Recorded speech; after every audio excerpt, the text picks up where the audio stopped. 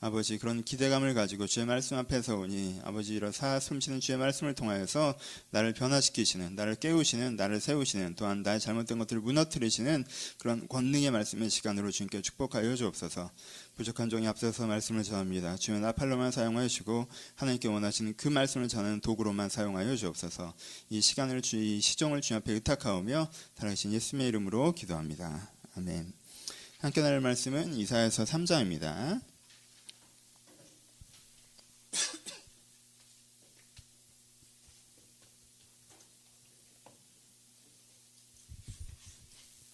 이사야서 3장. 오늘 본문 전체는 이사야서 3장 전체랑 4장 전체예요. 근데 이제 한꺼번에 읽으려면 좀 힘드시니까 끊어서 중간중간, 설교 중간중간에 좀 읽도록 하겠습니다. 일단은 이사야서 3장 1절부터 12절 말씀을 먼저 보도록 하겠습니다. 이사야서 3장 1절부터 일단 7절 말씀까지 보죠. 3장 1절에서 7절 말씀 한 절씩 교독하겠습니다. 제 1절 읽겠습니다. 보라, 주 만군의 여호와께서 예루살렘과 유다가 의뢰하며 의지하는 것을 제하여 버리시되 곧 그가 의지하는 모든 양식과 그가 의지하는 모든 물과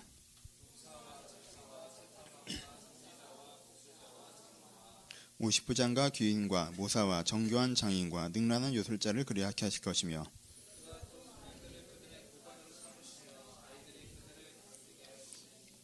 백성이 서로 학대하며 각기 이웃을 잔해하며 아이가 노인에게 비천한 자가 존귀한 자에게 기교만할 것이며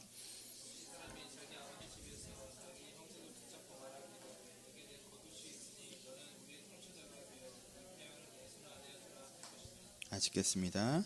그날에 그가 소리를 높여 이르기를 나는 고치는 자가 되지 아니하겠노라. 내 집에는 양식도 없고 의복도 없으니 너희는 나를 백성의 통치로 삼지 말라 하리라. 아멘. 오늘은 이사야서 3장 4장 말씀을 가지고 나쁜 것이 정말 나쁜 것인지 아는 것의 중요성이라는 제목으로 설교를 좀 나누도록 하겠습니다. 저희가 명절인데 좀 따뜻한 말씀을 해야 되는데 이렇게 순서대로 하다 보니까 이렇게 됐어요.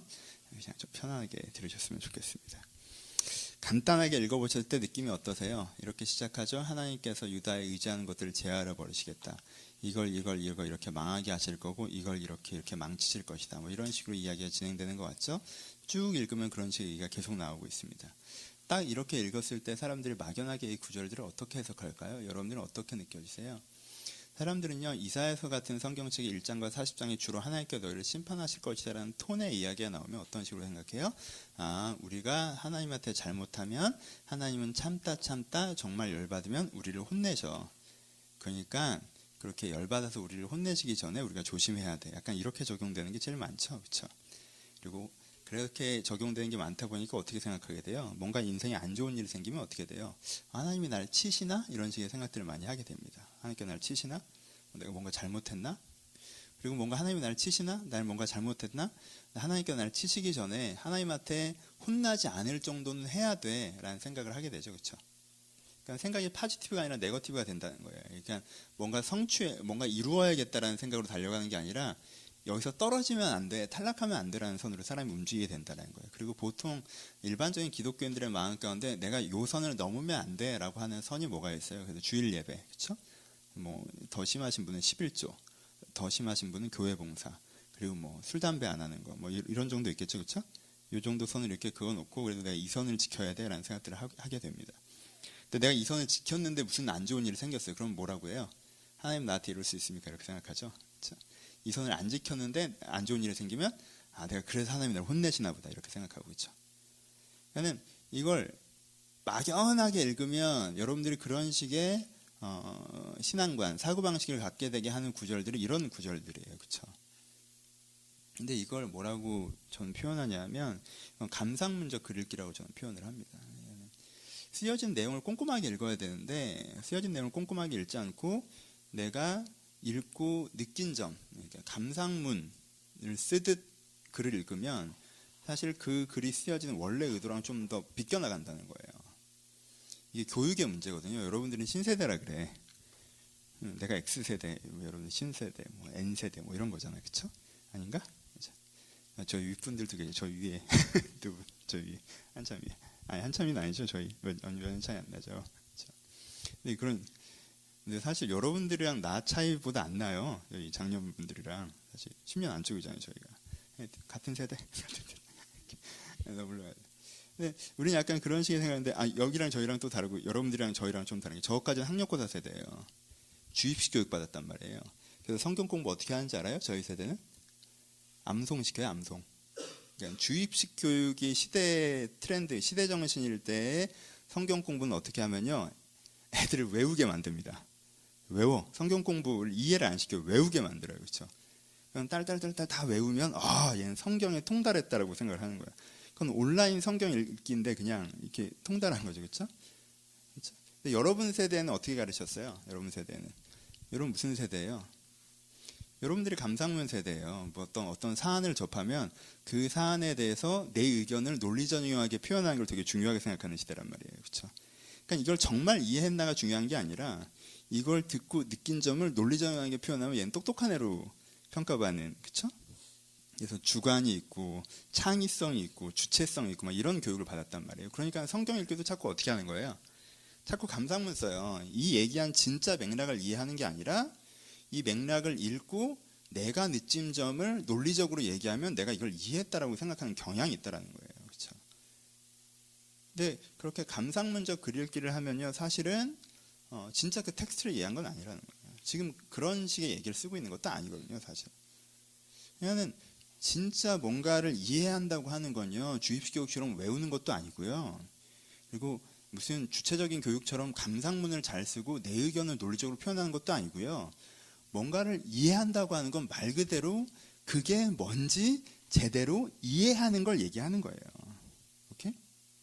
뭐 이렇게 다른 얘기로 시작을 하고 있긴 한데, 요즘에는 말하는 사람에 대한 도덕성을 굉장히 강조합니다. 잘 가르쳐야지라고 얘기를 많이 해요. 그렇죠? 예술가도 대중이 알아들을 수 있는 예술을 해야 되고, 작가도 대중이 이해할 수 있는 글을 써야 되고, 그리고 교사도 학생이 이해할 수 있게 가르쳐야 된다라고 해서 가르치는 자의 도덕성을 되게 강조해요. 그렇죠? 교사의 도덕성을 굉장히 강조한단 말이에요. 근데 여러분, 학생의 도덕성도 있는 거예요. 배우는 자의 예의라는 게 필요하다는 거예요. 여러분들 철학자들이 쓴 책들을 보면, 그래서 글쓰기에서도 되게 읽는 사람이 쉽게 이해할 수 있게 써야 된다는 걸 되게 강조하는데요. 여러분, 철학자들 책을 보면 어려우시죠? 니체 책 보면 어렵죠? 칸트 책 보면 어렵죠? 노너 책 보면 어렵죠? 어려우실 거예요, 되게.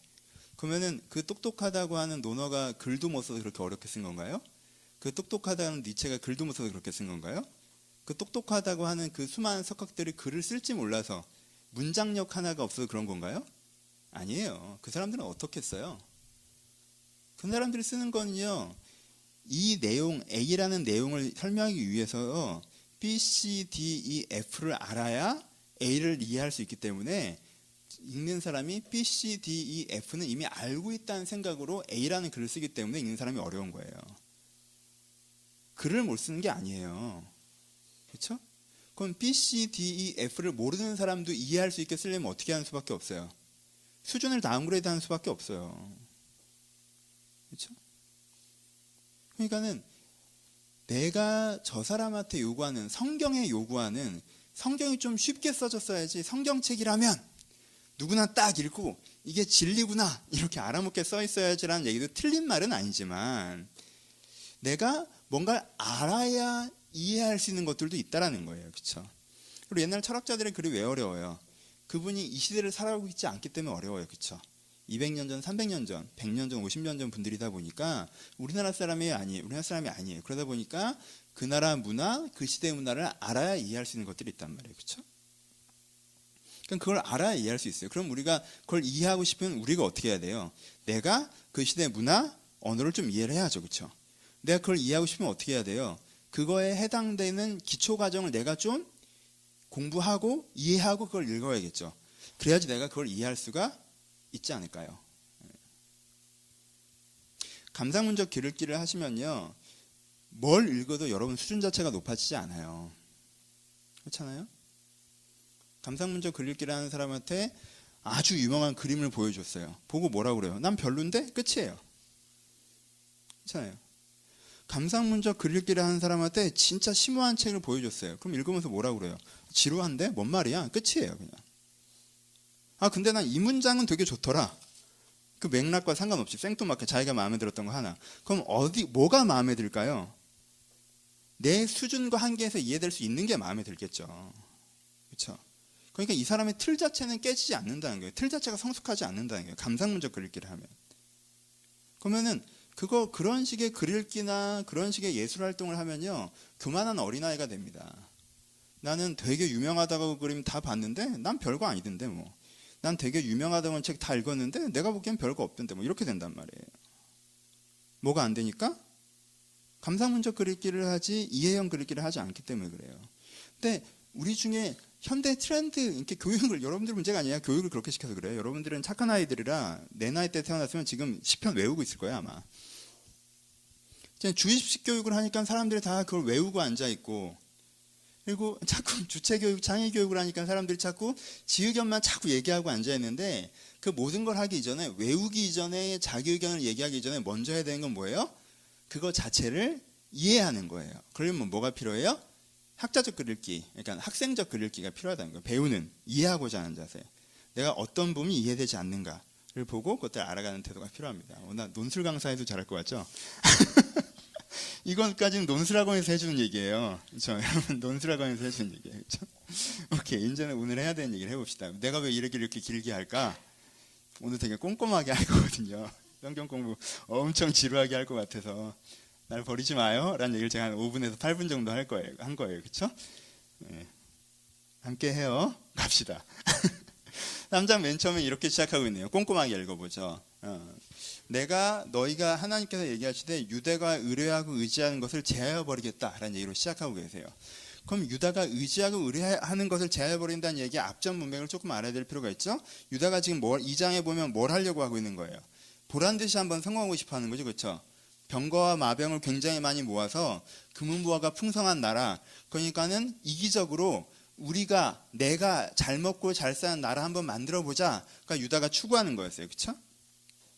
유다는 지금 이기적인 게 문제예요. 이기적인 추구. 내가 잘 먹고 잘 사는 나라를 만들고 싶은 추구를 하고 있는 거예요. 근데 그런 추구를 하면서 의지하는 게 뭐라는 거예요?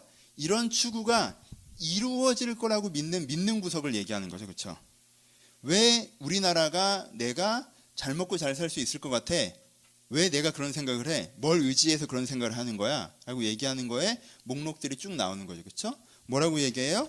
여기서 용사와 전사와 재판관과 선지자가 복수자와 장로와 50부장과 귀인과 모사와 정교한 장인과 능사한 요술자들을 그리하실 것이며 이렇게 하죠. 의지하는 것들을 제하여 버리겠다 하면서 여러 가지 직함들을 얘기합니다. 그렇죠? 이걸 제하여 버린다고 했어요. 왜?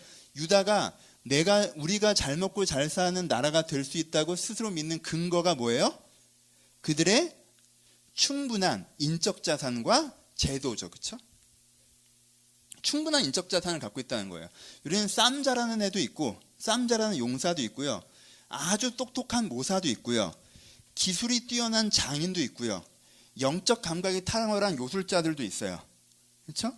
그리고 우리를 관리하고 있는 50부장, 10부장, 100부장이라고 하는 조직체계도 잘 갖춰져 있어서 이게 진짜 유기적으로 돌아간단 말이에요. 그렇죠? 이만큼 나라의 조직이 잘 갖춰져 있고 이만큼 역량 있는 인재들, 쌈 잘하는 애, 똑똑한 애, 영감 있는 애, 손기술 좋은 애가 다 있고 이런데 우리가 보란듯이 인류국가, 잘 먹고 잘 사는 나라, 돈 많은 나라가 못 될 이유가 뭐가 있냐? 라고 생각하는 게 유다의 뭐예요? 자부심이고 믿는 구석이라는 말이에요. 그렇죠? 근데 하나님께서 이걸 어떻게 하신다고 하셨어요? 제하여 버린다고 하셨어요. 하나님 못 됐죠. 인력과 조직이 풍부해서 잘 먹고 잘 사는 나라가 될 수 있는데 잘 먹고 잘 사는 나라 될까봐 이걸 제하하겠다는 거예요. 완전 치사해요. 그렇죠? 좀 잘 먹고 잘 사게 하면 어디가 어때서? 좀 자세히 이해해 보세요. 그 다음에 제하여 버린다고 한 다음에 나오는 첫 구절이 뭐냐면 어떻게 제하신다고 하셨어요? 그가 또 소년들을 그들의 고관으로 삼으시며 라고 얘기합니다. 여기서부터 오늘 본론에 해당되는 문제인데 하나님께 이들을 의지한 것을 제한다. 첫 번째 어떻게 제한다고 그랬어요? 소년이 고관이 되는, 소년이 다스리는 나라가 된다라고 얘기하셨어요. 소년이 다스린다는 건 어린 지도자가 탄생한다는 얘기가 아니라 무슨 얘기예요? 소년이 된다는 건 자격 없는 자, 다른 표현으로는 이기적이고 무지하고 무능한 자가 다스리는 자가 된다는 얘기를 하시는 거예요. 애들이요 이기적입니다. 그렇잖아요? 3살, 2살 먹은 애가 엄마가 오늘 피곤하다고 하니까 엄마 오늘 피곤해요? 그럼 12시간 스트리트로 자게 제가 혼자 뽀로로 한번 쭉 볼까요? 좀 쉬세요 라고 얘기하는 애가 있어요? 엄마가 허리 아파. 엄마 허리 아프세요? 그럼 제가 걸어가죠. 뭐. 좀 얻으시려면 힘드실 테니까 제가 걸어갈게요. 이런 애가 있어요? 없어요. 엄마가 아프건 말건 힘들건 말건 지 잠 깼으면 놀아달라고 머리끄댕이 잡아당기고 지 배고프면 울고 빽빽거리고 지 하고 싶은 거 있으면 바닥 뒹굴고 이러는 게 애예요. 애는 이기적이란 말이에요. 그렇죠? 애는 이기적이에요. 최소한의 무기는 한번 웃는 거지. 그냥 나 귀여우니까 모든 걸 해내라 이거잖아. 애는 이기적이에요. 그래서 하나님께서 아이들을 귀엽게 만드셨나 봐요. 귀여우니까 참게. 그렇잖아요. 커다란 애가 그래봐 진짜. 그래서 엄마들이 애 중고등학교 가면 잘 안 참잖아요. 안 귀엽거든 애가. 크다란 애가 애처럼 이기적으로 그러면 엄마가 막 애는 이기적이에요. 무지예요. 무능하단 말이에요. 그렇죠? 무지하고 무능하고 이기적인 게 뭐 하는 거예요? 지도자가 된 거예요. 첫 번째. 요게 뭔지 먼저 이해하고 전체 문화를 봅시다. 이건 여러분들이요 조금만 상상 능력을 가져도 뭔지 딱 알아요. 여러분들 옛날에 여러분들이 있었던 뭐 회사에 혹은 군대에 학교에 어떤 조직에 여러분들이 지도자 중에 얘를 떠올리시면 돼요. 분명히 있었어요. 애가 겁나 이기적이야. 지 실적만 챙기고 자기 팀원들 아니라 자기 살아남으려는 데만 완전 뭐 꽂혀있는 애야. 그쵸? 근데 일을 못해. 일을 못해서 밑에 있는 애들만 죽도록 돌아가게 만들어 놓아. 그쵸? 근데 몰라. 지가 그렇게 멍청하고 무능한 애인지. 자기가 되게 똑똑한 애인 줄 알고 자꾸 내 인생에 대해서 충고하고 내가 자기를 멘토로 생각하는 줄 알아. 막 되게 격려해 주려고 그러고 너만 잘하면 되는데 그렇죠? 그런 애가 있어요. 그렇죠? 떠오르죠? 없어요 아직? 아직 그런 상관을 겪어본 적이 없어요? 괜찮아요. 곧 만날 거예요. 한국 사회에 살면 곧 만나요. 그렇죠? 어린아이 지도자. 그 밑에 드는 게 얼마나 피곤한지 상상이 되세요? 왜냐하면 지도자는 유능해야 되거든요. 지도자는 알고 있어야 되거든요. 전체가 뭔지. 그렇죠? 지도자는 그리고 이기적이면 안 되거든요. 근데 이기적이고 무능하고 무지한 애가 지도자로 서 있는 나라가 되는 거예요. 나라가. 그렇죠? 그럼 하나님께서 일부러 똑똑하고 이타적이고 헌신적인 리더들이 많이 있는데 걔네들을 하나님께서 다 자르고 얘네들이 의지하는 걸 제하여 버리시려고 이런 아이 같은 지도자를 세우시는 거예요? 아니에요. 여러분 역사적인 흐름을 잘 보세요. 지지난주 설교, 여러분 이사야 특징 뭐냐면 여러분들 이어서 이해하셔야 돼요. 중간에 설교 안 들으신 거 있으면 읽으셔야지 따라올 수 있어요. 지지난주 설교에 뭐 얘기했어요? 희년의 정신과 11조의 정신이 무너진 거에서 얘기했죠. 희년 정신이 뭐였어요? 평등의 정신이라고 했죠. 여러분 희년의 고백, 이거는 들으세요. 안 들으신 분들은. 희년의 고백이 무너지잖아요. 그럼 그때부터 뭐가 생길 수밖에 없어요? 금숟가락 물고 태어난 애들이 생길 수밖에 없어요. 그렇잖아요. 60년이 지나면 땅을 땅주인한테 돌려줘야 되는데 안 돌려준단 말이에요. 그러면 어떤 애는 태어나면서부터 얘는 도련님이 되는 거예요. 태어나면서부터 얘는 지주가 되는 거란 말이에요. 태어나면서부터 얘는 귀족이 되는 거란 말이에요. 걔들이 누가 돼요? 걔들이 이 나라의 지도층이 되고 있단 말이에요. 태어나면서부터 요즘이랑 또 달라요. 요즘은 그래도 기업이 살아남으려면 자기 후계자들 미친 듯이 교육이라도 시키지. 근데 옛날엔 그것도 없었단 말이에요. 얘는 그냥 태어나면서 귀족이야. 얘는 태어나면서 지주고 땅이 어디 가요? 없단 말이야. 그러니까 얘네들은요. 어떤 애들이 지도자가 돼요? 세상 물정 하나도 모르는 애들이, 농사를 어떻게 짓는지도 모르는 애들이 대규모 땅을 가지고 그 땅에서 나는 수익을 다 누리면서 중요한 의사결정을 하는 지도자가 돼요. 어떤 애들이? 아이 같은 애들이. 그럼 진짜 유능한 애가 가난하고 어렵게 태어났어요. 하지만 11조의 정신이 무너졌죠. 걔가 서포트 받을 수 있어요? 서포트 받을 수 없죠. 기회를 얻을 수 있어요? 기회를 얻을 수 있죠. 걔는 태어나면서부터 종이나 농로로 떨어져서 주어진 아주 조그만 잡을 미친 듯이 하는 수밖에 없어요. 뭔지 알겠어요? 그러니까 하나님께서 이 사람들의 지배계층들을 일부러 멍청한 애로 세우신다고 얘기하는 게 아니에요. 이들이 이타적인 기준을 갖고 사회에 참여하지 않고 이들이 이기적인 기준을 갖고 다 사회에 참여하기 시작하면서부터 어떤 일이 발생하기 시작한다는 거예요? 모든 개인이 이기적인 동기로 사회에 참여하면요, 아무리 역량 있는 인재가 있고 아주 좋은 제도와 시스템이 있어도요, 거기서요 결국 지도자는 얼마 가지 않아 애들이 되게 돼 있어요. 그렇잖아요. 중간 관리를 누가 세워요? 윗선이 세우죠. 정말 일이 잘 되길 바라고 아랫사람을 잘하길 바라고 하는 사람이 중간 관리를 세우면, 이타적인 애가 중간 관리를 세우면 어떻게 된 애를 세우겠어요? 제대로 된 애를 세우겠죠. 근데 이기적인 애가 중간 관리를 세우면 나한테 잘하는 애 세우겠죠. 나한테 돈 봉투 들고 오는 애 세우겠죠. 그렇죠? 내 입에 혀처럼 군 애를 세울 거 아니에요. 그 빛이 어떻게 돌아가는지 알아요? 몰라요. 왜? 얘도 애거든. 그렇게 된단 말이에요. 아무리 시스템이 좋고 아무리 인력이 좋아봤자 내가 모든 개인들이 이기적으로 사회에 참여하기 시작하면요, 어린아이들이 지도자가 됩니다. 그리고요, 그 힘듦은 대중들이 다 갖게 되는 거죠. 두 번째, 이런 사회의 특징이 뭐라고 얘기했어요? 두 번째는 이렇게 표현하고 있네요. 백성이 서로 학대하면 각기 이웃을 잔해하며라고 표현합니다. 여러분, 부서의 팀장이, 나라의 지도자가, 내 공동체의 리더가 어린아이예요. 그럼 어떻게 해야 돼요? 그걸 바꿔내야 되죠. 고쳐내야 되죠. 바꿔내고 고쳐낼 수 있는 사람들이 누구예요? 대중이잖아요. 백성들이란 말이에요. 그렇죠? 대중과 백성이 그것들을 바꿀 수가 있어요. 대중과 백성이 그걸 바꿀 수가 있어요. 왜요? 같은 문제의식을 공유하고 있잖아요. 그렇죠? 백성들은 같은 문제 앞에 서 있단 말이에요. 이웃들은 내 처지를 가장 잘 아는 사람이고 나와 같은 처지인 사람들이잖아요. 그렇죠? 그러니까 백성이 그 문제에서 같이 인식할 수 있고요. 이웃이 그 문제에서 같이 공감할 수가 있는 거예요. 근데 이 백성과 이웃끼리 어떻게 하고 있는 거예요? 백성과 이웃끼리 서로 잔해한다고, 서로 억압한다고 얘기하죠. 그렇죠? 그러니까 이런 거예요. 얘랑 나랑 같은 부서 동기예요. 이웃이란 말이야. 백성이고. 이 사회 조직 시스템에 문제가 있어. 그럼 같이 이걸 해결해 나려고 해요? 안 해요. 왜? 얘도 이기적이고 나도 이기적인 경우엔 그렇게 안 한다는 거예요. 그렇게 안 하고 어떻게 해요? 어떻게 하면 얘한테 조금 일거리 미뤄서 내가 좀 편하게 할까 생각한단 말이에요. 서로 억압하기 시작한다는 거예요. 어떻게 하면 얘 좀 나쁜 사람을 만들어서 내가 먼저 승진할까 생각하기 시작한다는 거예요. 여러분, 생활이 진짜 어려워지기 시작하는 시점은요, 지도자가 어린아이일 때가 아니에요. 백성들이 억압할 때예요. 백성들끼리 억압할 때. 백성들끼리 서로 억압하기 시작할 때. 이웃들끼리 잔인하게 굴기 시작할 때.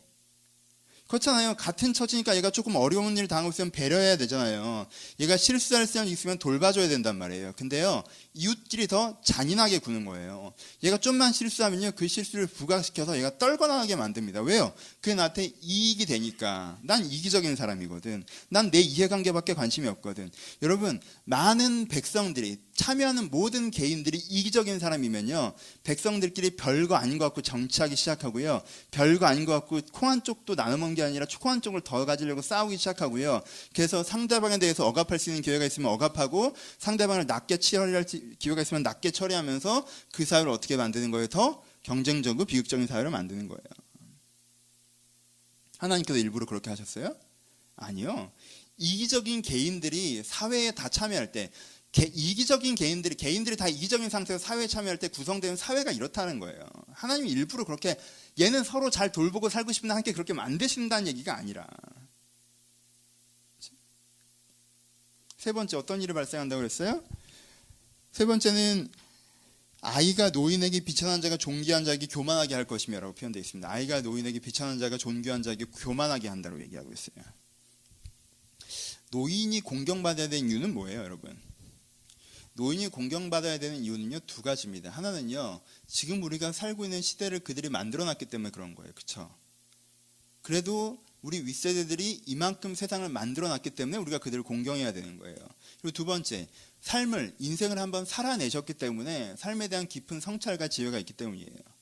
그가 겉으로 보기엔 지금 사회적 위치가 약하고, 겉으로 보기엔 돈이 많지 않으시고, 겉으로 보기엔 육체가 쇠약해지셨어도 그분들이 이 나라를 지고 오셨고, 그리고 그분들이 이 삶을 살아내시면서 지혜를 알고 있기 때문에 우리가 그들을 공경해야 되는 거예요. 그렇죠? 우리나라는 노인을 좀 공경할 필요가 있어요. 우리 윗세대가 이 나라를 이만큼 만들었잖아요. 공경받아 마땅한 윗세대를 갖고 있어요. 우리나라 같은 경우에는. 그렇죠?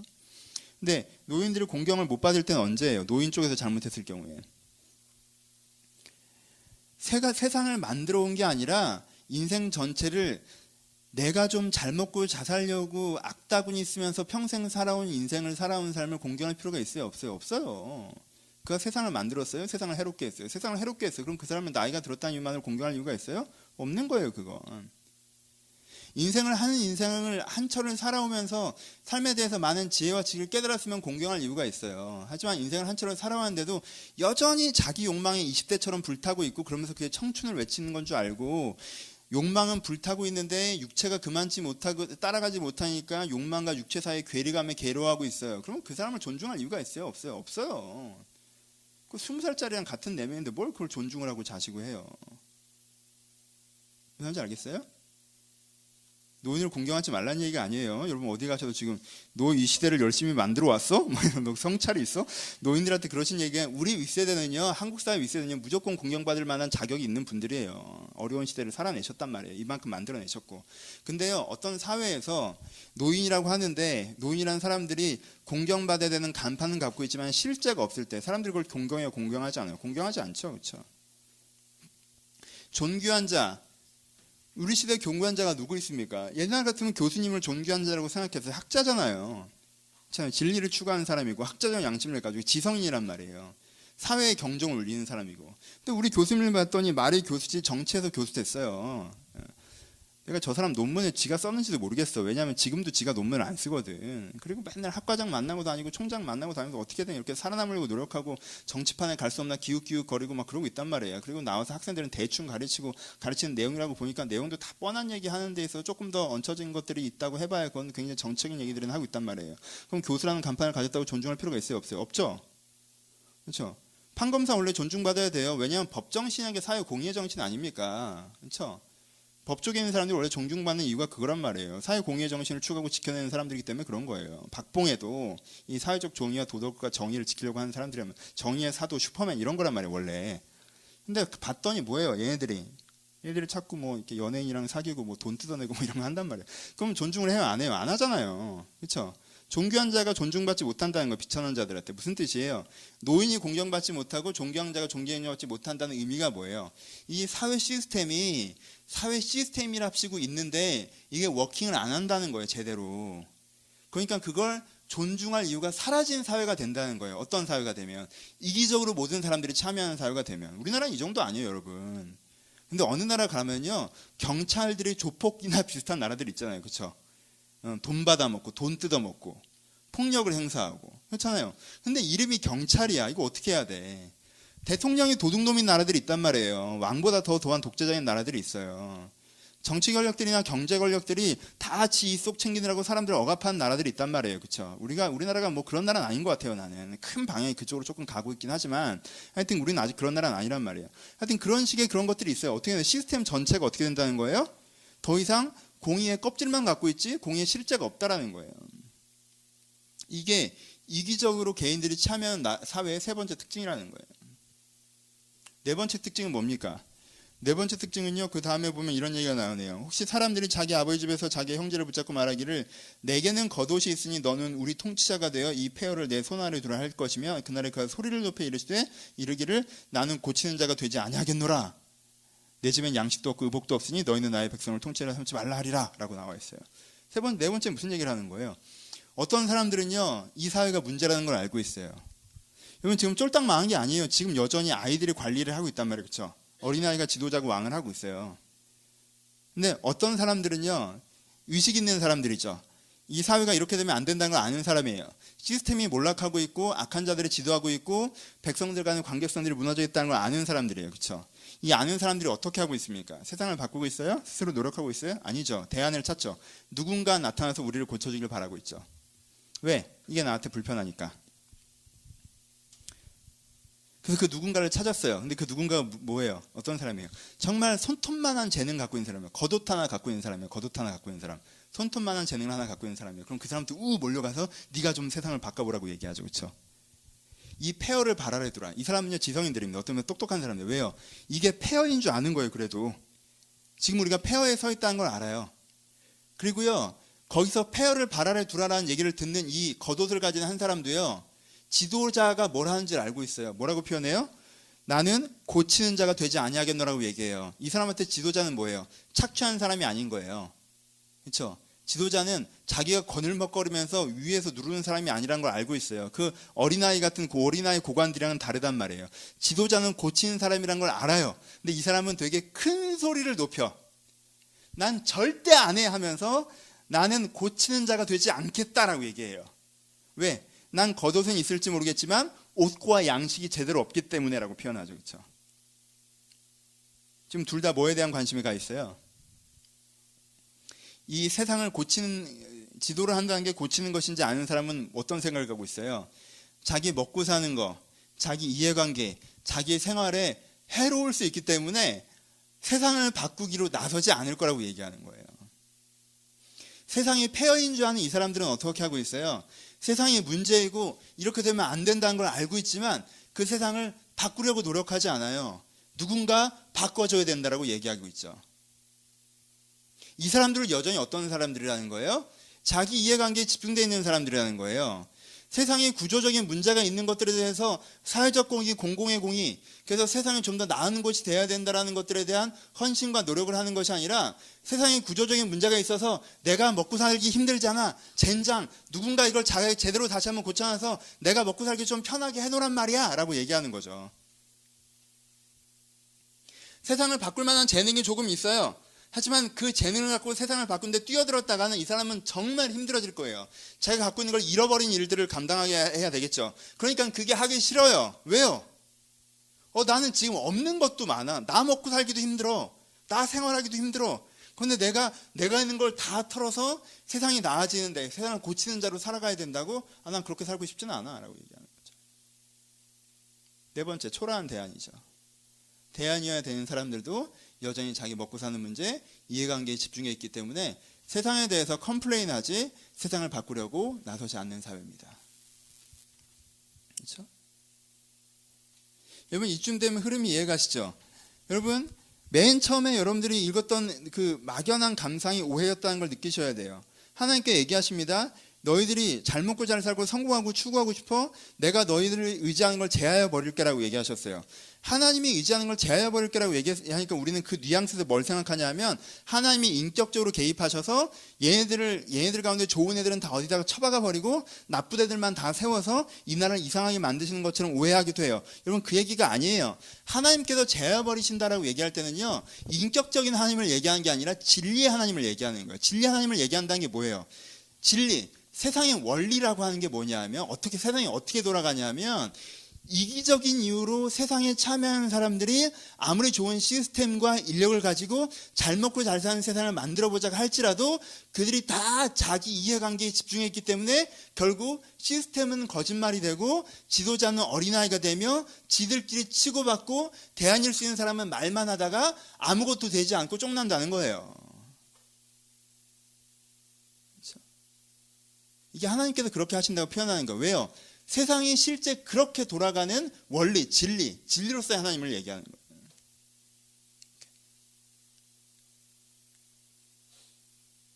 우리는 어떤가? 난 우리가 이 정도가 아니라고 확신합니다. 항상 얘기하지만 여러분, 우리는 이사야 시대보다 훨씬 더 나은 시대를 살고 있어요. 일단 감사하세요. 그렇잖아요. 일단 낫잖아. 일단 왕정은 아니잖아. 그런데 계급이 있지도 않고. 그렇죠? 현상적으로는 그래요. 여러분, 정확하게 이해하셔야 돼요. 이 사람들을 하나님께서 이런 비참한 지경에 던지신 것이 아니에요. 그렇죠? 이들이 이 이사의 설교를 들으면서 와, 앞으로 우리가 계속 잘못하면 저렇게 될 건가 봐 라고 생각하겠어요? 아니면 우리가 사실 저렇게 살고 있는 거구나 라고 느끼겠어요? 이미 아하스 어린아이가 왕으로 살고 있어요. 요담 어린아이가 왕이 돼서 이 나라를 휘두르고 있단 말이에요. 그렇죠? 귀족들이요, 가난한 사람들을 억압하는데 자기들끼리 집과 집을 연결해서 지어서 가난한 사람이 살 곳을 얻겠다고 만들고 있어요. 그렇죠? 아이들이 왕이 됐단 말이에요. 관리가 됐어요. 자기들끼리는. 그래서 호해하고 협력하고 화해합니까? 여러분, 유대인들은 절대 유대인을 종으로 삼으면 안 됩니다. 형제이기 때문에. 근데 이들은 유대인을 종으로 삼았어요. 형제들끼리 잔해한다는 거예요. 형제들끼리 억압한다는 거예요. 백성이 없어요. 이웃이 없어요. 어떻게 하면 서로 더 얻어먹을까에 대한 이기적인 접근을 하고 있단 말이에요. 그러니까 시스템은 뭐 레위인, 율법 이런 거 다 그냥 하는 소리예요. 다 그냥 껍데기라는 걸 서로 다 알아요. 뭔가 좀 대안적인 사람들, 착한 사람들이 몇 명 있긴 한데 이 사람은 세상을 바꾸려고 나서지 않습니다. 그랬다가 자기가 어떻게 될 줄 알기 때문에. 지금 이 이야기를 이사야 설교를 들으면서 이 유다 백성들이 느껴야 되는 건요, 우리가 잘못 살면 나중에 저렇게 된다가 아니라 우리가 이미 이렇게 살고 있구나라고 느끼는 거예요. 그리고 이게 되게 심각한 문제구나라고 느끼라고 하는 거예요. 그전에는 이런 거에 대해서 별 인식 없이 살다가 이 설교를 들으면서, 이 이야기를 들으면서, 우리 모두가 이기적으로 사회에 참여하고 있기 때문에 우리가 심각한 문제 현실 속에서 살아가게 되었구나라고 느껴야 된다는 거예요. 이사야가 얘기하는 거. 그렇죠? 우리도 그걸 느껴야 되고. 우리도 좀 그렇잖아. 우리의 고관들은 아이가 아닌가요? 우리나라는 백성들끼리 같이 문제의식을 갖고 이웃이 되어 동감하며 우리 대중의 문제를 함께 해결하고 나가고 있나요? 우리는 사회적 제도와 법을 믿어서 우리나라의 복지를 믿을 수 있고, 법제도를 믿을 수 있고, 의료를 믿을 수 있고, 교육을 믿을 수 있나요? 우리나라의 대한 세력들은 자기의 이해관계를 포기하면서까지 시대를 바꾸기에 헌신하면서 세상을 바꿔나가고 있나요? 아니면 입바른 소리나 해대면서 기분이나 풀고, 그렇게 대한 세력으로 몇 마디에서 좀 유명해지면 그거 갖고 또 돈 벌어먹고 그러고 살고 있나요?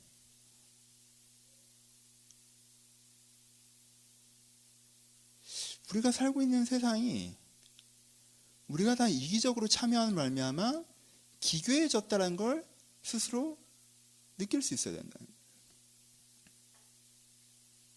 우리는 되게 이상한 세상에 살고 있다는 걸 느낄 수 있어야 된다는 거예요. 페이스북에서 제가 얼마 전에 공유해놨었는데, 차범근 씨가 쓴 글이 살짝 있었어요. 자기 독일에서 뛰었던 어떤 구단에서 허드렛이라는 표현을 좀 쓰셨는데, 이렇게 빨래를 해주시고 신발을 챙겨주시고 락카를 정리해 주셨던 분이 계신데, 그분이 구 구단에서 30년 넘게 일을 하셨다고. 잘리지도 않고, 우리나라 같으면 비정규직으로 3년마다 교체했을 텐데 30년 넘게 일을 하시고, 그분은 그 구단에서 구단을 빛내는 사람으로 인식되어서 VIP 티켓, 뭐 1년에 3, 4천만 원씩 하는 티켓이래요. 난 그런 거 모르겠는데, 그 티켓을 갖고 있어서 죽을 때까지 그 티켓이 나오고, 그래서 거기서 차범근 옛날에 유명한 스타 플레이어 가면 너 반갑다 라고 그렇게 VIP석으로 자연스럽게 들어와서 같이 경기를 본다는 거예요. 그런 얘기를 들으니까 약간 난감한 부분이 있잖아요.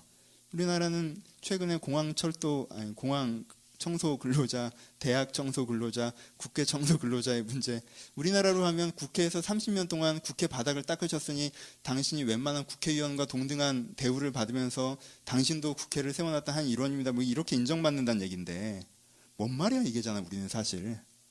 그렇죠? 근데 그 얘기를 들으면서 저게 참 맞고 좋을 수 있겠다는 생각이 들잖아요. 그렇죠? 그러면서 뭘 느껴요? 우리가 살고 있는 사회 구조 현실이 좀 더 초라하다고 느끼잖아요. 어제까지는 청소근로자는 원래 3D고 원래 비정규고 원래 돈 못 받는 거고 원래 멸시받는 거기 때문에, 그러니까 저걸 보면서 우리 아들한테 너 공부 못하면 저렇게 된다고 얘기하는 게 우리 사회 구조였고 우리 사회 가치였다면, 이게 되게 문제가 있다라고 이걸 보면서 느끼게 하잖아요. 그런 것처럼 이사야서의 이 말을 보고, 야, 우리가 진짜 이상한 구조, 이상한 논리, 하나님이 심판이라고 말하는 상황에 이미 우리가 서 있다는 걸 느껴야 된다는 거예요. 그렇죠? 그러면서 뭐라고 얘기해요? 이사야가 그 다음에 너희가 어떤 사람인 줄 알아? 이건 안 된다는 얘기를 한 거고, 그렇게 하면 안 돼 라고 하고, 두 번째 이게 얼마나 나쁜 건지 얘기하는데, 너희가 어떤 사람들인 줄 알아? 라고 얘기하는 게 3장 14절 15절 쪽에 나와요. 간단하게 읽어보면 15절에 어찌하여 너희가 내 백성을 질밟으며 가난한 자의 얼굴에 맷돌질하느냐? 주 만군의 여호와가 내게 말하였노라. 첫 번째, 너희는 어떤 사람이에요? 가난한 자의 얼굴에 맷돌질하는 사람이에요. 이 표현들도 이상한 표현이 살아있어. 얼굴에 맷돌질한대. 어떻게 되는 거야 그러면? 가난 얼굴에 맷돌. 어쩌라는 얘기예요. 맷돌은 쥐어 짜는 거예요. 그쵸? 한 250만 원 벌어야 가정이 살아요. 250만 원 줘야 가정이 살아. 그래? 180만 원 줘봐. 걔네들이 죽나 보게. 쥐어 짜요. 180만 원 줘도 사네. 그럼 120만 원 줘봐. 사나 보게.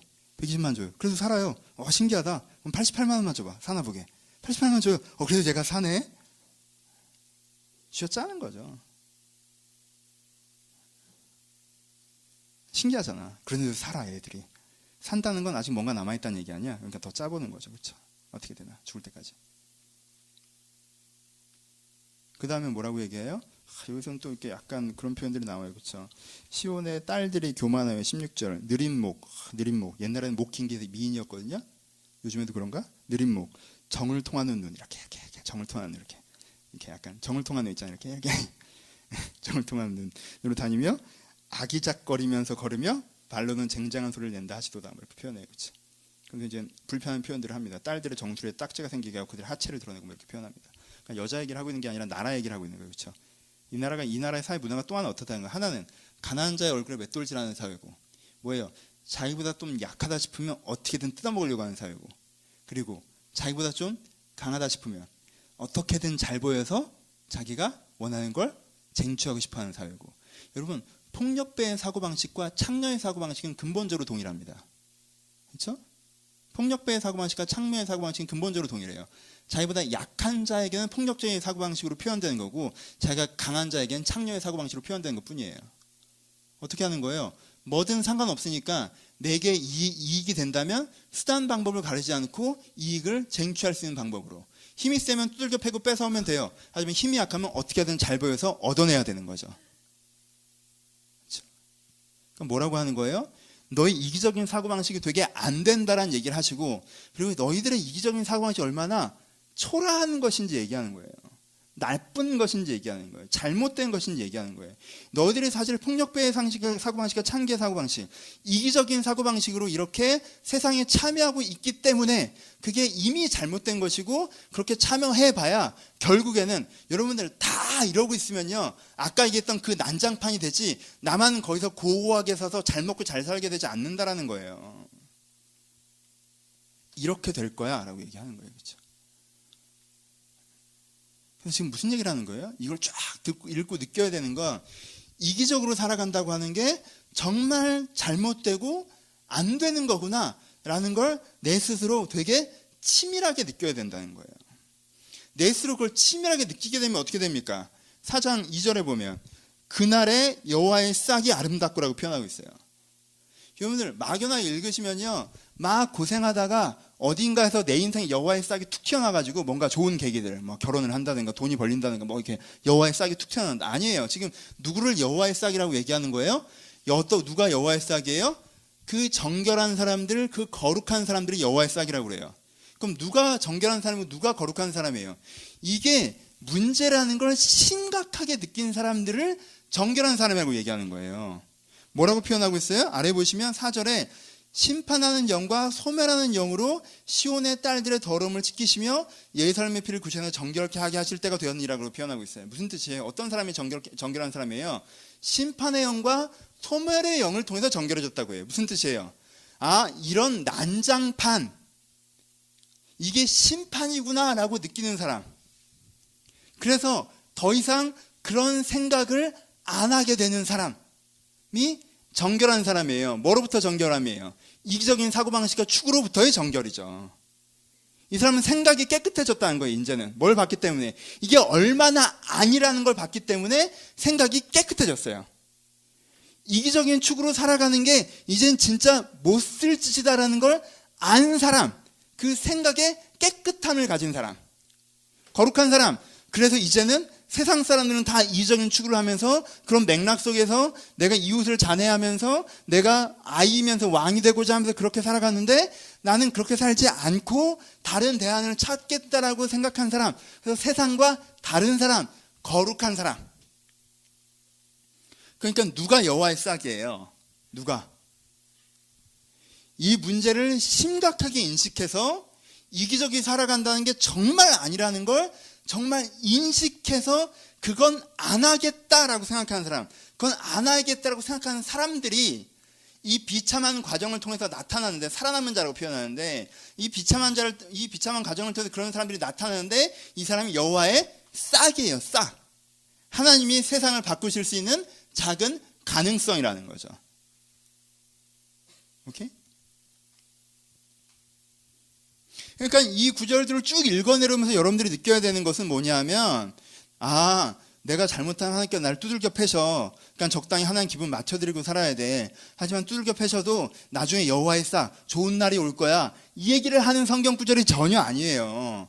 이걸 읽고 그렇게 되셨다면요, 오히려 여러분들의 스스로의 문제를 심각하게 인식하는 것만 둔화되어서 여러분들은 계속 그 하나님이 두드리시는 것이 아니라 그 이기적인 삶의 구조 속에서 벗어나지 못하고 하나님 왜 나한테 이러세요라고 하나님께 문제가 있는 것처럼 원망하면서 그 구조 속에서 계속 떠내려갈 거예요. 그건 성경을 읽어도 이상하게 읽는 거란 말이에요. 여러분, 준비 없이 성경을 읽는 것 때문에 옛날에 뭐예요? 종교개혁할 때 사람들한테 성경책을 안 나눠줘야 된다고 그 얘기하는 사람들이 많았어요. 캐톨릭 쪽에서는. 왜요? 사람들이 준비 없이 성경을 읽으면 이상하게 자의적으로 해석하기 때문이라고 그랬어요. 하지만 칼빈이랑 루터가 미쳤냐? 성경을 사람들한테 주고 하나님의 말씀이고 사람들이 그걸 읽고 변화될 것이라고 얘기했어요. 루터와 칼빈이 무조건 맞았어요? 지금 무조건 맞았다고 할 수 있어요? 개신교에서? 해롭게 읽잖아요. 해롭게. 이상하게 읽잖아요. 자기 멋대로 읽잖아요. 그러니까 그쪽이 맞았던 측면도 있다라는 거예요. 준비된 사람이 성경을 읽어야 돼요. 준비를 하고 성경을 읽어야 돼요. 그럼 양쪽 다 틀렸죠? 그럼 대안은 뭐예요? 모든 사람에게 성경을 갖되 성경을 읽는 사람이 성경을 읽을 준비를 해서 읽어야 되는 거죠. 성경을 준비를 해서 읽으면 이 구절이 어떻게 들려요? 내가 이기적으로 살아가는 게 내 자신과 세상을 망치고 있다는 것들이 심각하게 인식되면서 이 구절을 읽는 것만으로도 아, 내가 정말 그렇게 안 살아야겠다고 생각할 때 지금 이사야가 이 사람한테 뭐라고 합니까? 이제 너는 이게 심각한 문제인지 알겠니? 그렇게 안 살아야겠다고 생각하니? 그럼 너는 여호와의 싹이야 라고 얘기하는 거예요.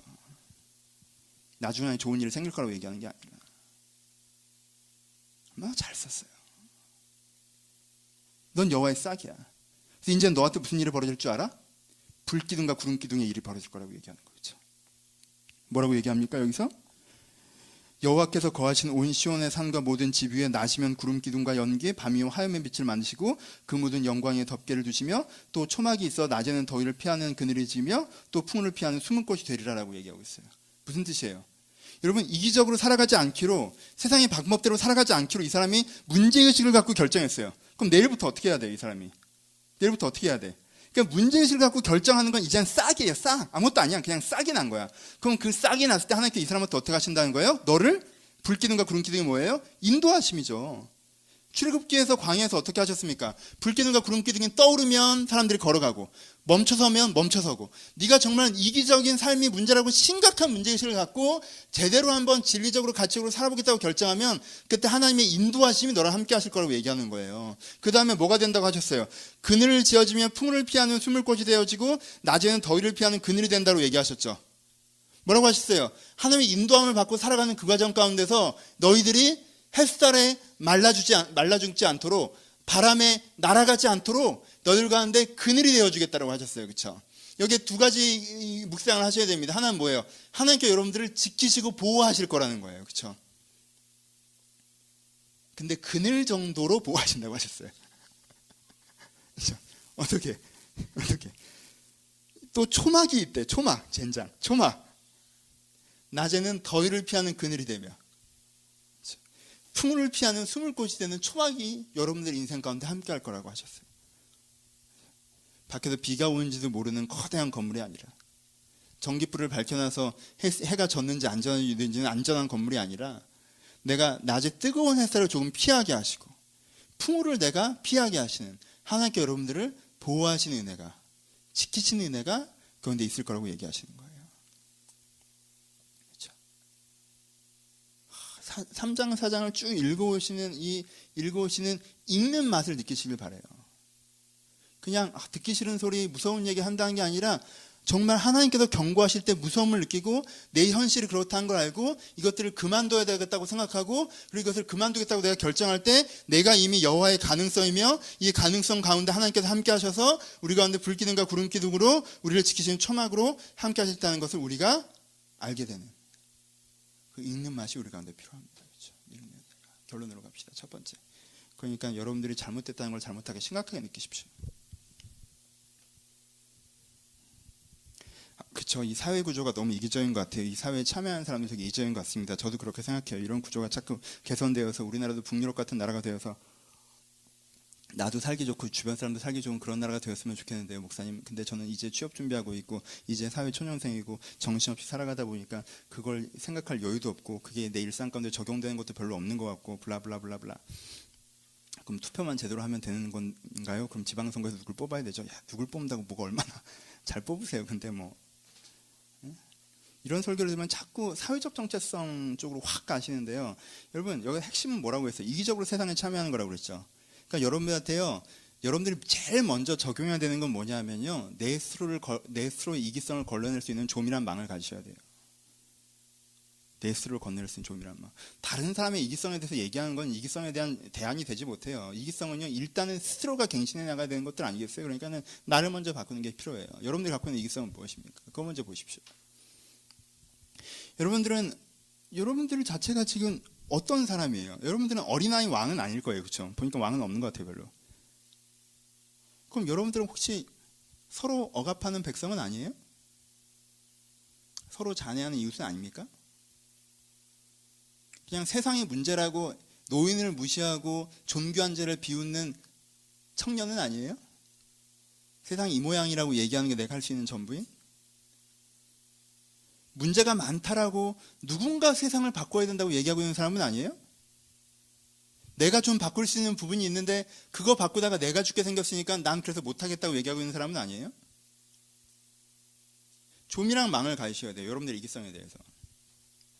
이기성은 다양한 표현으로 우리 가운데 나타납니다. 여러분 열심히 준비하지 않고 합격하기를 바라는 것도 이기성이에요. 그렇잖아요. 거저먹으려고 그러는 거잖아. 옆에는 열심히 준비한 애가 있는데 난 열심히 준비 안 했어. 너는 하나님을 믿는다? 그래서 나는 되고 쟤는 떨어져야 돼. 야, 진짜 그 하나님은요, 지옥에 가셔야 돼요. 그렇잖아요? 공의를 어기고 자기 편을 챙기는 신이라는 건 지옥에 있어야 되는 신이에요. 여러분들이 섬기는 신이 그런 신이에요? 아니잖아요. 그렇지 않습니다.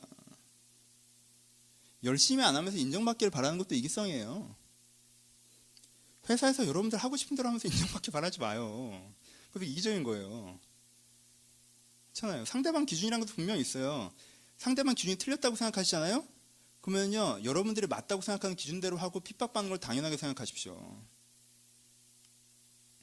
상대방 기준이 그렇게 틀리지 않았는데 내가 하고 있는 스타일을 고집하면서 상대방이 나한테 뭐라고 하는 거에서 그들이 문제라고 얘기하지 마세요. 그것도 이기적인 거예요. 그렇지 않아요? 삶의 작은 이기성들을 찾아보시라는 거예요. 사실 여러분들의 생활에서 여러분들의 컴플레인이 되고 있고 여러분들이 짜증난다고 얘기하고 여러분들이 많은 생각을 하고 있는 게 사실 이기성이 이슈인 부분들도 있다라는 거예요. 회사가 그지 같죠? 사회가 그지 같죠? 그 사회 여러분들은 어떤 사람인데요? 여러분 세상이 그지 같다고 얘기하려면요, 나는 바른 추구를 하고 그것을 이뤄낼 역량과 능력을 갖추고 일을 하고 있는데 그것들을 알아보지 않고 인정해주지 않고 기회를 주지 않을 때 세상이 그지 같다고 얘기할 수 있는 거예요. 나는 바른 추구도 없고 그냥 속 편하게 살고 싶고 난 돈 많이 벌고 살고 싶고 그냥 난 편하게 살고 싶은 게 내 추구이고 그걸 할 만한 역량도 없고 그래서 내가 치이는 건데 세상이 그지 같다고 얘기하면 세상이 보기엔 네가 그지 같죠. 그런 거 아니에요? 이기성 이슈에 대해서 치밀하셔야 돼요. 불편할 정도로.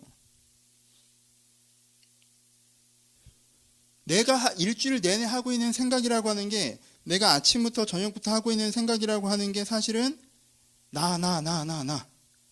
내가 기분이 좋고 내가 기분이 안 좋고 저 사람이 나한테 잘해줬으면 좋겠는데 잘 안 해주는 게 짜증나고 저 사람이 나한테 잘해서 좋고 이런 일이 생기니까 좋고 이런 일이 안 생기니까 싫고 이런 일이 생겼으면 좋겠고 그럼 어떻게 될까 생각하고 어떻게 안 해야 될까 생각하고 나. 한 번도 공동체에 대해서 생각하지 않고 한 줄도 공동체에 대한 생각을 떠올리지 않고 한 가지도 세상에 대한 고민을 하지 않으면서 나에 대한 생각만 계속하고 있으면서 나는 이기적인 사람이 아니라고 얘기하지 마세요. 여러분은 세상에 너 혼자 존재하는 것처럼 생각하잖아요. 재밌게 얘기해 볼까요? 우리나라가 학벌 사회에서 문제예요. 학벌 사회에서 문제죠. 난 지방대 나왔잖아. 우리나라 학번 사회란 말이야. 얼마나 안타까운 일이야. 그렇잖아요.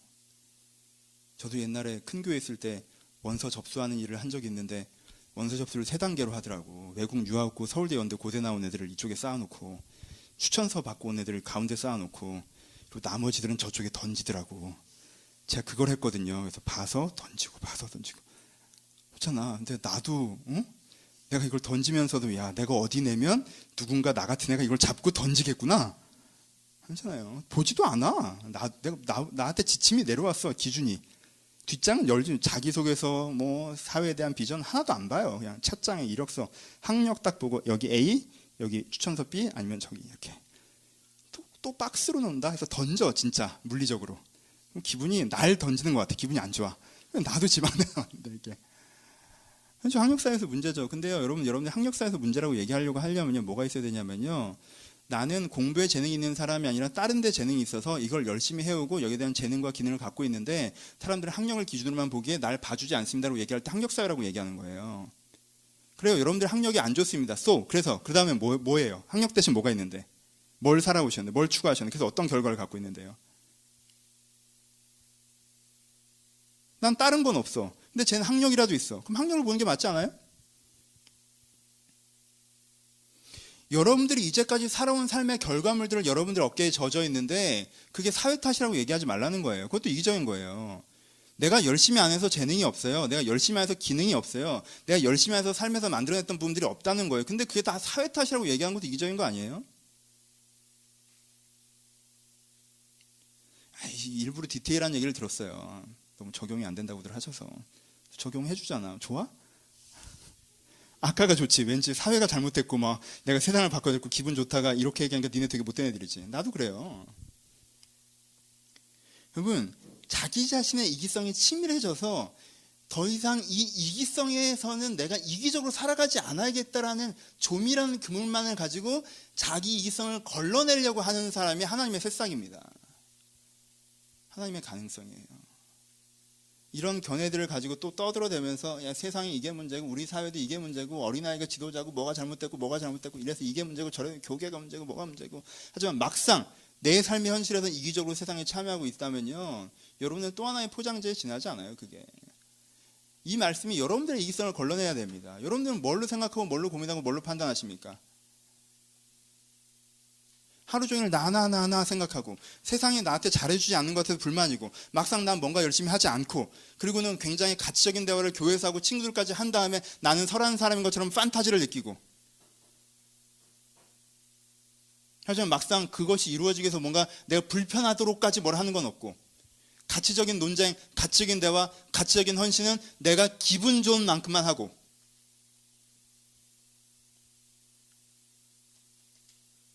내 이기성을 걸러내지 않는다면 하나님의 대안은 아니에요.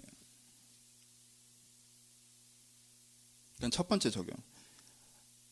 나는 혹시 이런 사람이 아닌가 스스로에게 치밀하게 물어보셔야 돼요. 그리고 주님, 내가 이기적인 사람으로 세상에 서지 않길 바랍니다. 내가 나를 망치고 세상을 망치는 사람으로 세상에 서지 않길 바랍니다. 나를 망치고 세상이 망쳤으면서 내가 얼마간의 돈과 얼마간의 재산과 얼마간의 위치를 갖고 있기 때문에 내가 잘 해내고 있는 사람이라고 얘기하지 않길 바랍니다.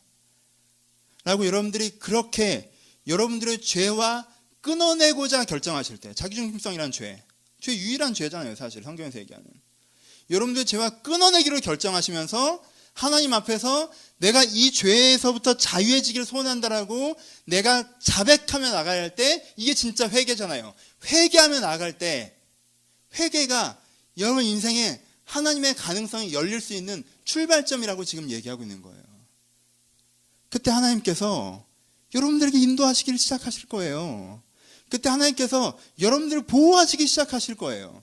그때부터 내가 하나님의 가치와 진리를 추구하는 그 발걸음에서 하나님의 인도와 보호를 경험하면서 살아가기 시작할 거라는 것입니다. 그것이 이사야가 꿈꿨던 유다가 추구해야 됐던 방향입니다. 이사야는 유다가 그렇게 할 수 있다는 걸 알고 있었어요. 유다에게 그런 기회가 있다는 걸 알고 있었어요. 그래서 이렇게까지 조금 더 과격하게 좀 더 직면시키기 위해서 이렇게 독한 말들을 쏟아내면서 이들 가운데 얘기하고 있는 거예요. 이들이 변화되길 바라서. 이것을 분위기만 봐서 하나님이 되게 독한 분이고 나쁜 분이고 혼내는 분이고 이사야에서 전반부는 너무 과격하고 이렇게 보시는 게 아니라 이 변화를 믿기 때문에, 소망을 믿기 때문에 현재의 문제를 직면해서 끊어내기를 바라는 이 이사야의 진심이 여러분들의 심령과 삶 가운데 부딪히는 것이 필요하다는 것입니다. 진짜 말씀 마칩시다. 나쁜 것이 정말 나쁜 것이라는 걸 심각하게 인식하고자 노력하십시오. 다시, 나쁜 것이 정말 나쁜 것이라는 걸 심각하게 인식하고자 노력하십시오. 기독교인일수록 악에 관대한 이 못된 풍습에서 벗어나시려고 하셔야 됩니다. 아, 그래, 이기적인 게 문제지. 그래, 이렇게 하는 게 문제지. 저렇게 하는 게 문제지. 사람은 다 죄인이지. 그래도 주님께서 나를 용서하시지. 이런 이상한 권태로운 종교에서 여러분들이 좀 빠져나오셔서 심각한 죄인식. 내가 좀 더 이상 이기적으로 살아가고 싶지 않고 내 인생에 빠져서 살아가고 싶지 않고 이게 심각한 문제라고 내가 좀 느끼고 이걸 어떻게든 개선하고 싶다라고 하는 심각한 문제의식에서부터 하나님의 인도하심을 경험하시길 소원합니다. 여러분들이 나쁜 걸 정말 나쁘다는 걸 알 때 여러분들 그 나쁨에서 걸어 나오는 은혜를 경험할 것입니다.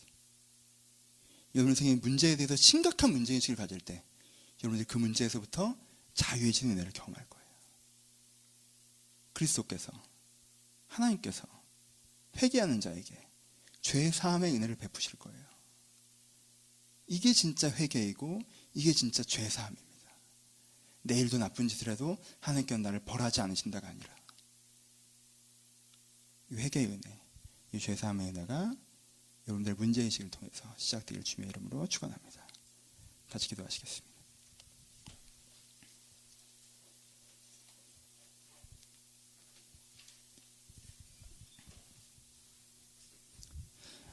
우리는 이사야 시대만큼 어려운 시대를 살고 있지 않습니다. 여러분 오해하지 마세요. 우리한테 아이 같은 지도자도 있지만 존경스러운 지도자들도 분명히 있습니다.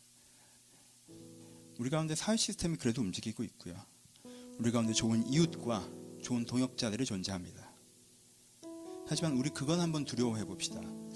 우리가 좀 안 좋아지는 방향으로 이 시대와 내 자신이 흘러가고 있지는 않는지, 내가 어제보다 더 사람들에게 이웃이 되고 있고 어제보다 더 동역자가 되고 있고 어제보다 더 어른이 되어가고 있고 내가 어제보다 더 앞으로 나가고 있는지, 왜냐하면 그렇게 심각한 문제는 아니지만 내가 조금씩 뒤로 가고 있지는 않은지, 조금씩 내 인생만 생각하고 조금씩 내 문제만 생각하고 조금씩 현실적인 문제에 타협하고 어느 정도의 악이라도 내게 유익이 되면 그저 받아들이고, 그리고 내가 어느 정도 내 인생이 살만하니까 모든 문제가 해결된 것처럼 살아가고 있지는 않은지. 아버지, 내가 이기적으로 세상에 참여하는 사람이 아니라 진리로 세상에 참여하는 사람이 되게 하여 주옵소서. 여러분들이 조금 살만하다고 해서 세상을 생각하지 않고 이기적으로 세상을 살아가다 보면 언젠가 그 무관심이 여러분들의 인생의 개인사를 심각하게 공격할 때 여러분들 죄 없다 할 수 없습니다. 억울하다 할 수 없어요.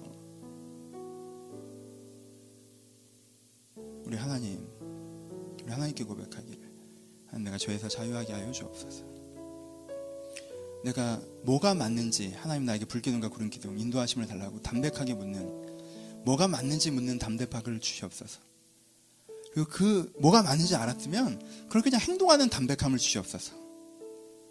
그리고 그 속에서 내가 주의 보호하심과 보호하심을 내가 경험하게 해달라고, 죄에서 자유해지는 은혜를 구하시면서 한 번만 들은 말씀 생각하시면서 묵상하며 고백하며 기도하시고 제가 축도하며 예배를 마치도록 하겠습니다. 기도하겠습니다. 하나님, 예배 모이는 한 사람 한 사람의 마음 가운데 함께 하셔서 애들이 죄로부터 자유해지는 은혜를 구하여 나가게 하여 주옵소서. 애들이 죄로부터 자유해지는 은혜를 구하여 나가게 하여 주옵소서. 아버지들이 죄로부터 자유해지는 그 은혜를 구하기 원합니다. 우리 내가 이기적으로 목회하는 것이, 내 중심으로 목회하는 것이 심각한 문제인 것을 알게 하시고, 내가 하나님의 입장으로 돌아가게 하시고 내가 사람들의 입장으로 돌아가게 하시고, 맞는 것이 무엇이니 다시 한번 묻게 하시고 그 맞음 속에서 일하는 자가 될 수 있도록 주여를 축복하여 주옵소서.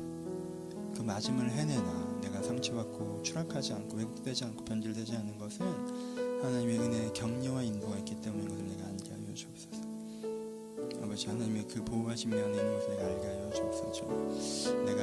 내가 그 맞음, 내 입장을 생각하고 할 수 있을 만큼 해야 되는 만큼 그렇게만 하는 것이 아니라 내가 그 맞음을 하나님 앞에 진짜 찾고 그 걸음을 걷는 진짜 목사가 되게 하여 주옵소서. 진짜 목회자가 되게 하여 주옵소서. 내가 얼마나 많은 인간적인 기준들과 이적인 기준들을 가지고 사람들을 대하고 인간적인 기준과 이기적인 기준들을 빗대어서 교회를 해나가고, 내 안에 조밀한 그물을 가지고 내 안에 이기성을 걸러내는 것이 아니라 내 안에 섬기는 그물을 가지고 내 안에 이기성을 걸러내며, 아버지 내 안에 많은 이기들이 그저 내 안에 남아있게 방치했던 것들을 용서하시고, 그리고 내가 하나님 앞에서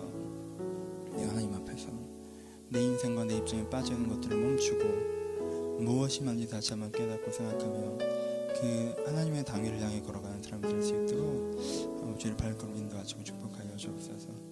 하나님 잠잠하게 주님의 길을 따라가는 사람이 되길 바라며, 아버지 이사야가 봤던 꿈들을 내가 보기를 소원하며 이사야가 봤던 비전을 내가 보기를 소원합니다. 우리 하나님의 그 꿈과 비전들을 있기를 소원합니다. 아버지 우리 하나님의 그 꿈과 비전들을 있기를 기대하며, 아버지 한 사람 한 사람을 축복하시고 진정을 하나님께 생각하시는 그 은혜를 경험하기를 소원합니다. 아버지 그 은혜를 경험하기를 소원합니다. 아버지들 가운데 지금 이 순간 결단함으로 결정으로 주님의 자유이시는 그 은혜 가운데 온전히 들어갈 수 있도록 주님께 축복하시고 함께 해주옵소서. 살아 숨쉬는 이사야의 말씀을 소원합니다. 살아 숨쉬는 이사야의 그 말씀을 내가 경험하기를 소원합니다. 주님 하나님 정말 믿습니다. 말씀에 나 견딜게 정말 기도하게 말씀에 나 견딜게 소원합니다.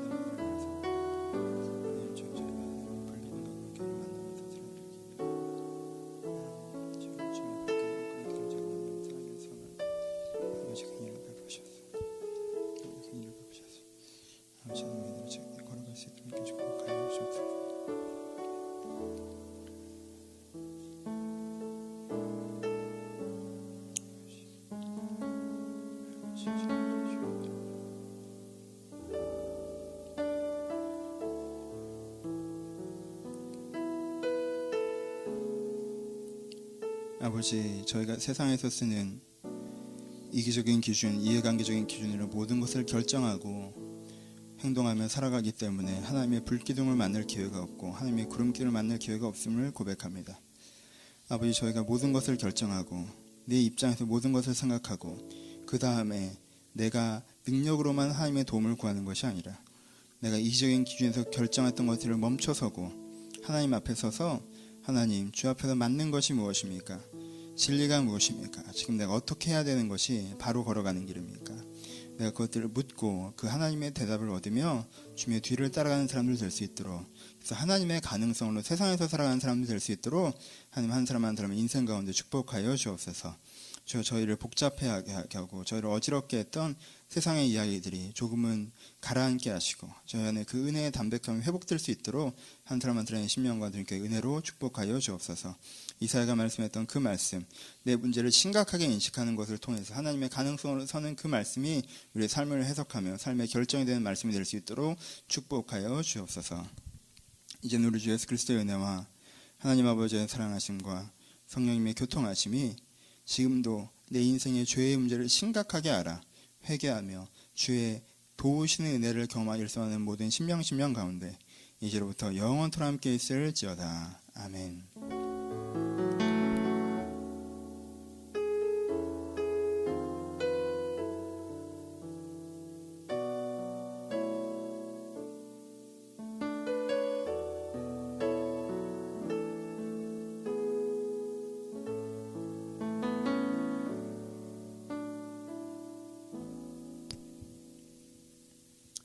서로 주님께 감사의 박수 나누겠습니다. 감사합니다. 수고하셨습니다.